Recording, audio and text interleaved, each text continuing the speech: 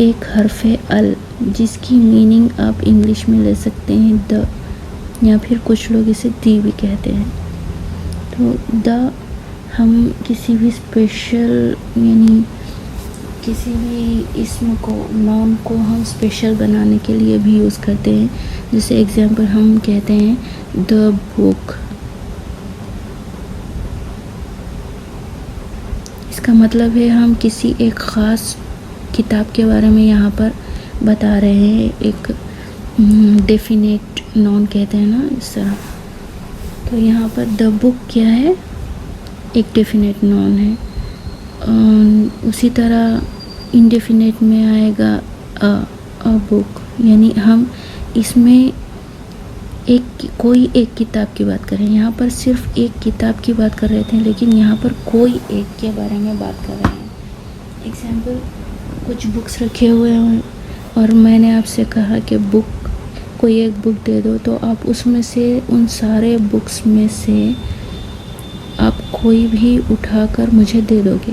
लेकिन मैंने आपको बताया यहाँ पर कुछ बुक्स रखे हुए हैं और मैंने आपको कहा द बुक, और मैंने यहाँ जो रेड वाली जो बुक है उसे बताकर आपको कहा द बुक, तो आप उस बुक को ही मुझे दोगे। तो यहाँ पर मैंने इस बुक को स्पेशल बना दिया। लिहाजा अल का भी यही काम है, ये जो है ये इसम को स्पेशल बना देता है। यानी हम इसे अरबिक में नॉर्मली वुसअत का नाम देते हैं। एक वुसअत की कैटेगरी होती है। वुसअत नॉन पहचानने के लिए हम इसे यूज़ करते हैं। तो नॉन पहचानने के लिए आपको उसकी वुसअत चेक करना पड़ता है, यानी वो डेफिनेट है या इनडेफिनेट है, मीन्स वो मारफा है।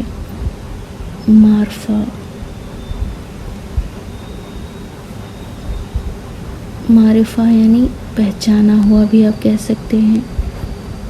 मारिफा मीन्स डेफिनेट।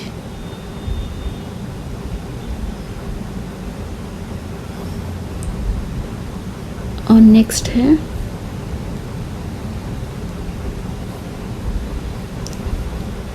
सेकेंड है नकीरा।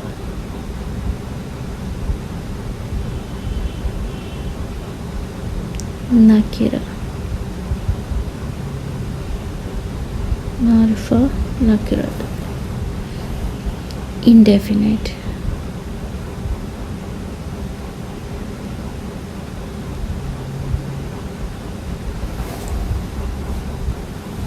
जैसे कि एग्जाम्पल मैंने अभी आपको बताया था, उसी को अरबिक में भी बता देती हूँ। जैसे कि मारफा के रूल्स के हिसाब से हम यहाँ पर किताब को हम इस तरह लिखते हैं अरबिक में किताबुन। अरबिक में हर वर्ड को आपको नकीरा यानी इंडेफिनेट ही समझना है। जब तक आप उस सेंटेंस में आपको किसी वजह से आपको सिर्फ मारफा यूज़ करना है, तभी आप उसे मारफा बना सकते हैं, वरना तकरीबन हर वर्ड को कुरान में आपको नकीरा ही कंसीडर करना है। यहाँ पर ये किताब हो गया, तो हम इसे अगर ये नकीरा में आ गया, किताबुन की मीनिंग है नॉर्मली जो किताबुन, बस इतने की मीनिंग है अ बुक, यानी ये एक नकीरा इंडेफिनेट फॉर्म में आ गया। कोई एक बुक अगर हम उर्दू में लिखें तो कोई एक किताब।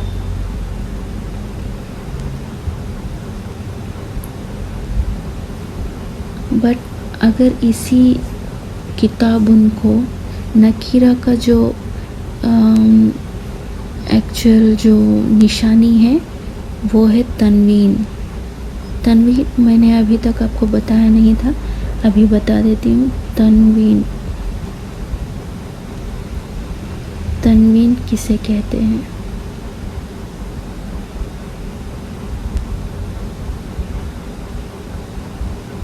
तनवीन,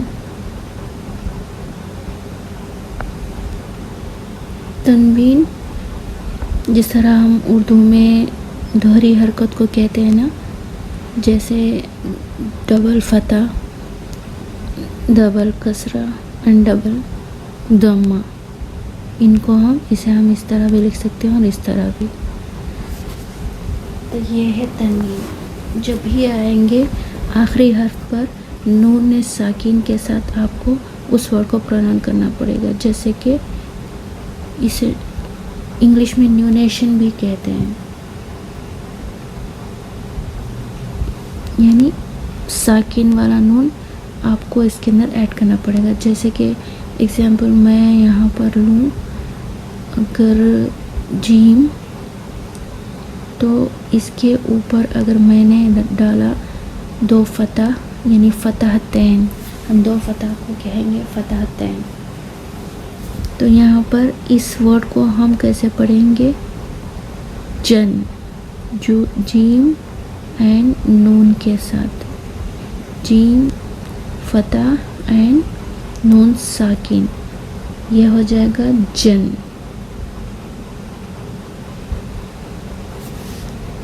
उसी तरह अगर हम लेंगे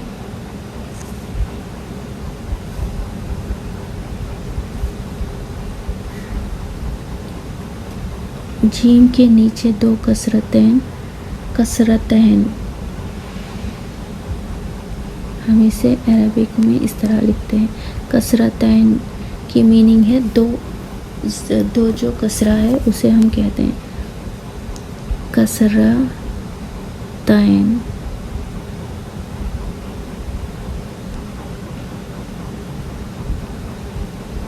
कसरतैन, तो हम इसे किस तरह पढ़ेंगे? जीम ज़ेर यानी कसरा, जीम के नीचे एंड नून साकिन वाला, तो यह हो जाएगा जिन।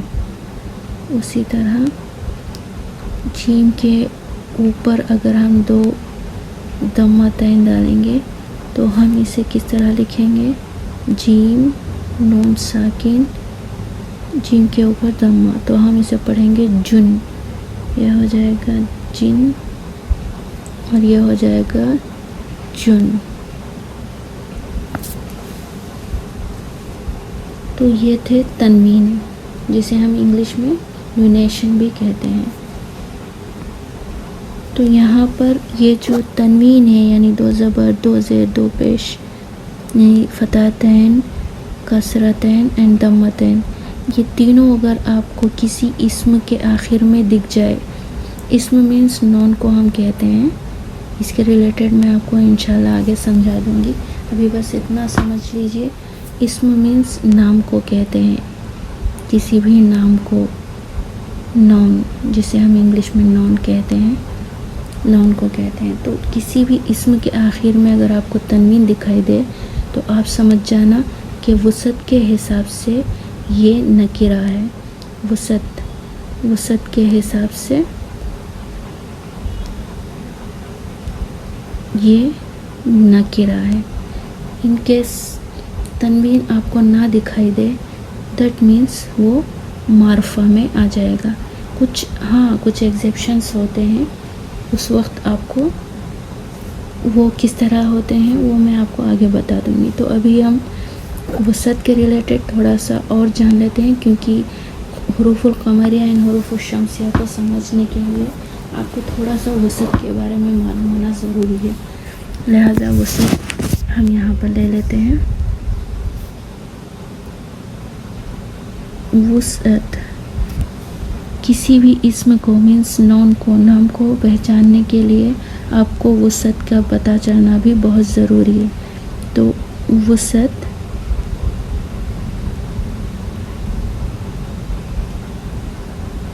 मैंने थोड़ी देर पहले ही आप सबको बताया था कि वसत दो हैं, एक मारफा जिसे हमने डेफिनेट कहा था एंड दूसरा नकीरा जिसे इंडेफिनेट। तो यहाँ पर मारफा मैंने आपको बताया था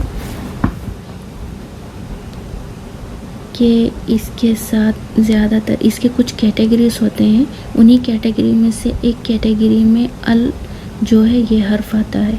अल को हम मुअर्रफ बिल लाम कहते हैं। इसके रिलेटेड भी मैं आपको आगे समझा दूँगी कि ये क्यों यूज़ होते हैं।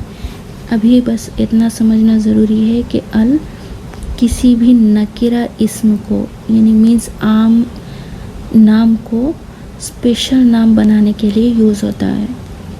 जैसे कि मैंने आपको अभी बताया था, इसकी निशानी है, नकीरा की निशानी है तनवीन।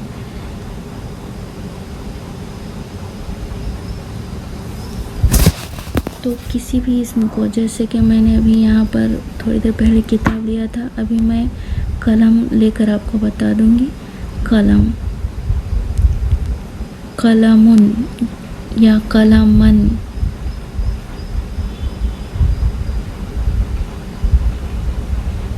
कलमन।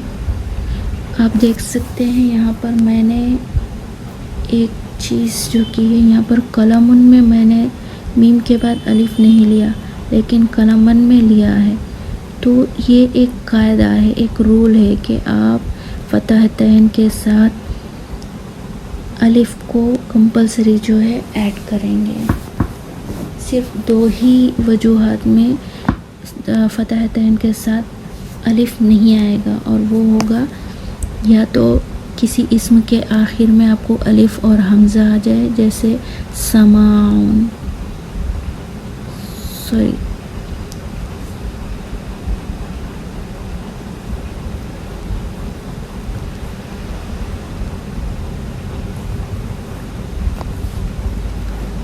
किसी इस्म के आखिर में आपको अलिफ और हमज़ा आ जाए,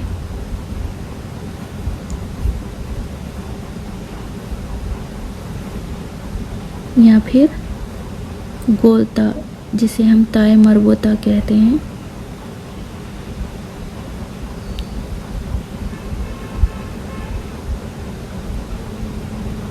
ये आ जाए। इसके रिलेटेड भी मैं आपको आगे समझा दूँगी पहले वीडियो में, बस थोड़ा सा।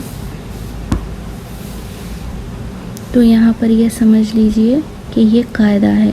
तो फतहतैन के साथ एक जो अलिफ आता है वो कायदा है। नेक्स्ट है कलामीन, कलामीन।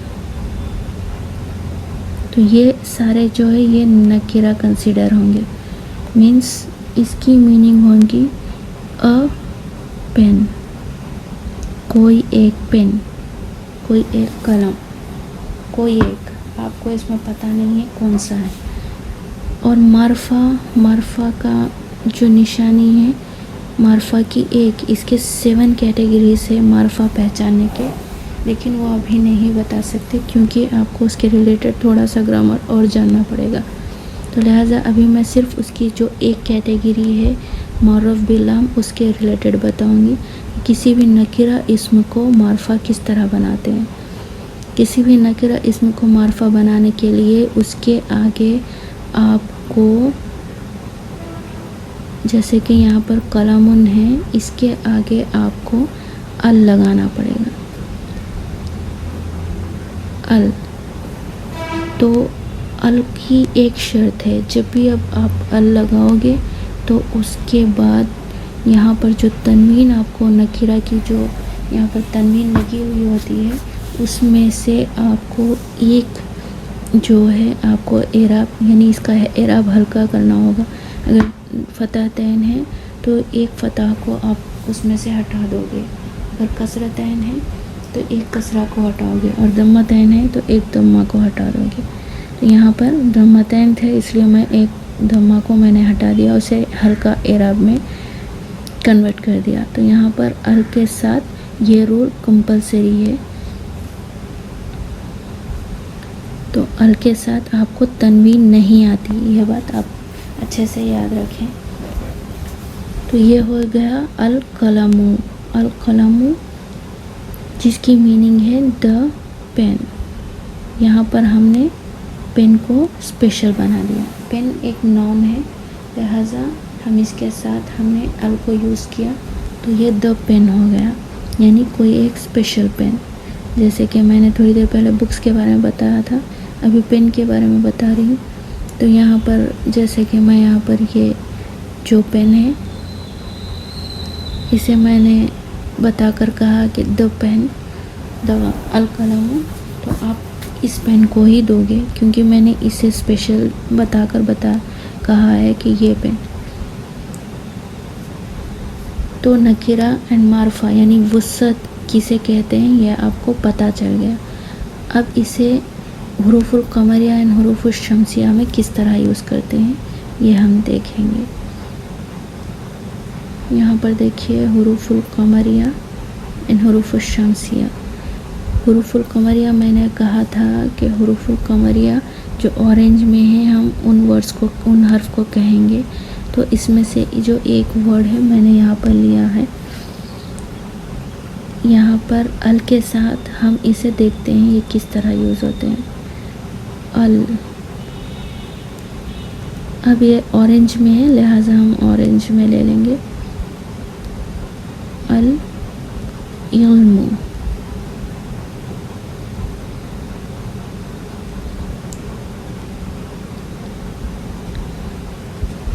अल इल्मु। यहाँ पर आइन जो आया है ये हुरूफ कमरिया है, लिहाजा आपने यहाँ पर अल को प्रोनाउंस किया है। जब भी हुरूफ कमरिया के साथ अल आपको आ जाए, हुरूफ कमरिया मीन्स अल के बाद एग्जैक्ट जो हर्फ उसके साथ अटैच होता है वो वर्ड हुरूफ कमरिया होना ज़रूरी है। जैसे कि अल के बाद डायरेक्ट आपको ऐन आ गया तो इसका मतलब है यहाँ पर ये हुरूफ कमरिया वर्ड अल के साथ अटैच हो गया, तो आपको इसे अल के साथ प्रोनाउंस करना होगा। आप इसे किस तरह पढ़ेंगे? अल इल्मु, अल इल्मु।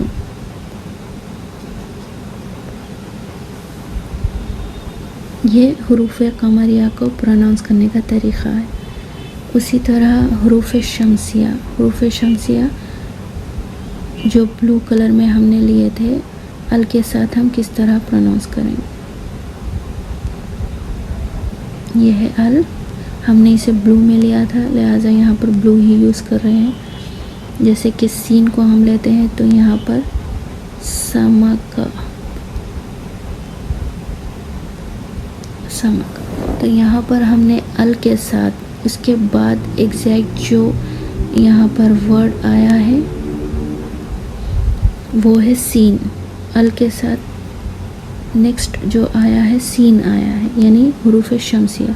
तो इसका एक रूल है, इसमें आप अल में जो लाम तारीफ़ यानी लाम है उसे आप प्रोनाउंस नहीं करोगे। इसमें आपने अल कलमु अल इल्मु पढ़ा था यानी अल को पढ़ा था, लेकिन इसमें आप लाम को नहीं पढ़ेंगे। हम इसे लाम तारीफ़ कहते हैं और इसे हमज़तुल वस्ल कहते हैं। इन दोनों को, इनके बारे में भी हम आगे इंशाल्लाह पढ़ लेंगे। अभी फिर वक्त ये समझिए कि हुरूफ शमसिया में आपको लाम प्रोनाउंस करना नहीं है यानी लाम तारीफ़ को। तो आप किस तरह इसे प्रोनाउंस करोगे? अस्समका, अस्समका।